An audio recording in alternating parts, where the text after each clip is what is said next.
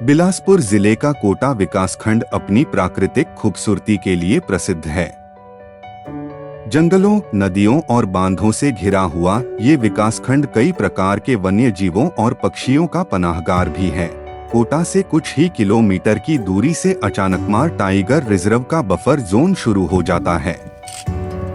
जैसे जैसे आप आगे बढ़ेंगे, जंगलों और पहाड़ों की श्रृंखलाएं आपको अपने में समाने लगेंगी। इन दिनों लहलहाते और हरे भरे खेत लोगों का मन मुग्ध कर देते हैं। हरे भरे ये खेत किसानों की उम्मीद हैं और इन्हीं से उपजा अनाज लोगों का पेट भरता है।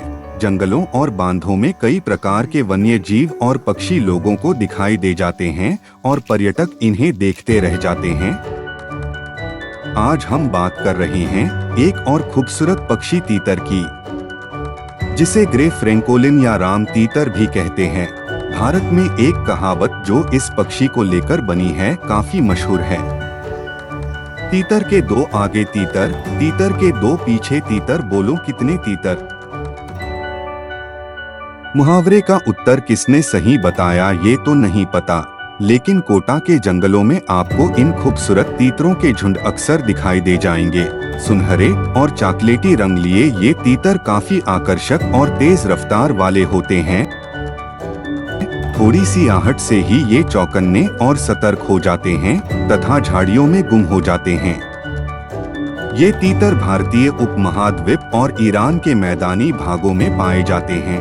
ये मुख्यतः जमीन पर रहने वाले पक्षी हैं तथा मैदानी और झाड़ियों वाले जंगलों में पाए जाते हैं। तीतर एक साल में लगभग 300 अंडे देने में सक्षम है। जमीन व सूखी घास जैसा रंग होने के कारण इसे देखना आसान नहीं होता। ये ज्यादा लंबी उड़ान तो नहीं भर सकता, लेकिन खतरा होने पर ये तेज गति से भाग सकने में माहिर होता है। प्रजनन काल में यह पक्षी जोड़ा बनाकर रहता और पूरे समय एक ही साथी के साथ रहता है। मादा एक बार में 4 से 9 अंडे देती है। अंडों से बच्चे निकलने तक नर पक्षी घोंसले के आसपास ही रहकर शिकारी पक्षी या जानवर पर नजर रखता है और खतरा देखने पर जोर जोर से शोर मचाने लगता है। वन्य जीव संरक्षण अधिनियम के तहत इनका शिकार करने पर 2 वर्ष की कैद या 25,000 रुपए जुर्माना या दोनों हो सकता है। तीतर एक बेहद खूबसूरत पक्षी है और इसे जंगल तथा मैदानों में देखना अपने आप में सुखद अनुभूति है, लेकिन धीरे धीरे इनका अस्तित्व संकट में आ रहा है।